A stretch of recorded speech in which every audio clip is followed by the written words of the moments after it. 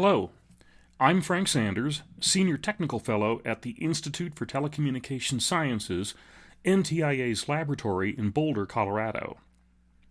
I joined NTIA in May of 1979, exactly 44 years ago, and just a year after NTIA had been spun out of the Office of Telecommunications in the White House and was a newly minted agency in the Department of Commerce.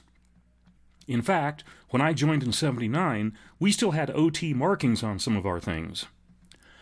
One of those was our brand new radio spectrum measurement system, the world's first computer-controlled spectrum analyzer. Our OT, NTIA, ITS engineers had developed it jointly with the Hewlett-Packard Company in Santa Rosa, California. Every spectrum analyzer in the world today traces its heritage back to that first system, which occupied 5 full-height equipment racks in an overloaded Dodge Travco motorhome. One of my fun memories is from using that system in 1980 at Edwards Air Force Base in the high desert of Southern California. After a couple of weeks of measuring radar emissions at Edwards, we were driving the Travco into a nearby gas station to fill it up. The system had a weird dual gas tank, and it took forever to squeeze gasoline into it. So, as we were standing there fueling the Travco, the desert shifted from twilight to darkness. A tumbleweed blew across the asphalt. 2 guys were sitting inside the gas station office. They were looking intently at the Travco with all of its exotic-looking antennas sticking out of the roof. They were talking and motioning with each other. Eventually, one of them got up, walked out of the office, and approached me and my colleague, John Smiley. The guy started chatting us up.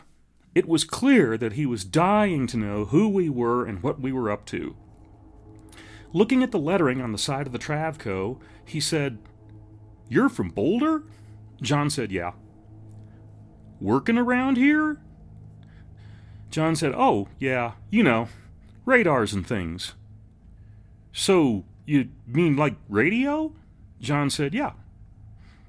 "Want to see inside?" The guy looked excited. He said, "Sure." So I unlocked one of the side doors. The guy leaned forward and peered in through the door. As his eyes adjusted to the dim light in there, he saw 5 full-height equipment racks filled with exotic-looking electronic boxes, including oscilloscopes, digitizers, frequency synthesizers, you name it. Like in a movie set, but way, way better, more impressive. He pulled his head back out and he looked at us. Then he looked at the signage on the side of the Travco again. "You're in a Department of Commerce?" he asked. John said, "Well, that's what we tell everybody." The guy's eyes got big. "And you do radio stuff?" John said, "Well, yeah. I just want to make it clear that our presence here, though, has nothing to do with the recent string of UFO sightings in the desert that you might have heard about." The guy said nothing, but his eyes got big, and he sort of nodded his head. He turned around and strode really fast, rapidly, back to the gas station office. By now it was pitch dark. The gas station office was bright shimmering in the darkness out there. As the guy pulled open the door and stepped into the brightly lit station interior, we heard him say to the other guy, "Charlie, I told ya!" Happy 45, NTIA.